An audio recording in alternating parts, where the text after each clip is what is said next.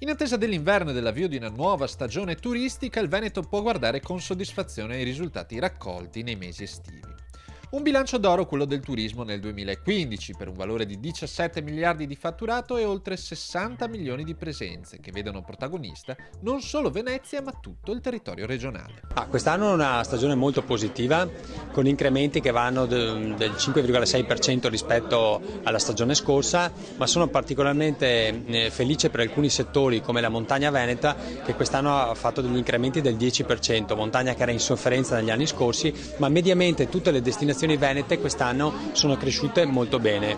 non solo per quanto riguarda il turista straniero, in particolare di madrelingua tedesca, che per noi è consolidare, diciamo, un mercato già importante, ma soprattutto anche per il cosiddetto turismo domestico, cioè gli italiani che sono tornati nella regione Veneto nelle varie destinazioni, dal mare alla montagna alle città d'arte, e questo è un dato molto incoraggiante. Un successo che va oltre la laguna e che è frutto proprio della varietà dell'offerta regionale, vero punto di forza del sistema turistico veneto. E l'obiettivo principale è fare sistema.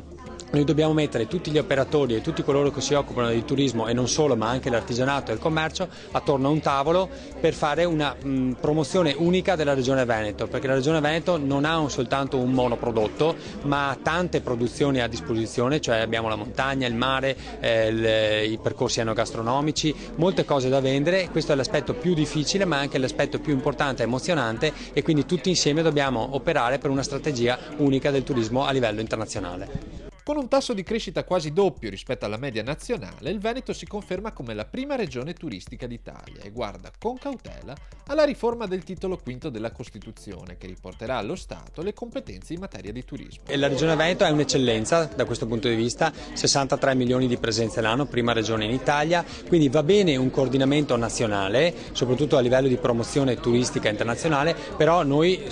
puntiamo molto a spingere le nostre eccellenze, e quindi vogliamo avere anche quell'autonomia per fare la promozione della regione Veneto.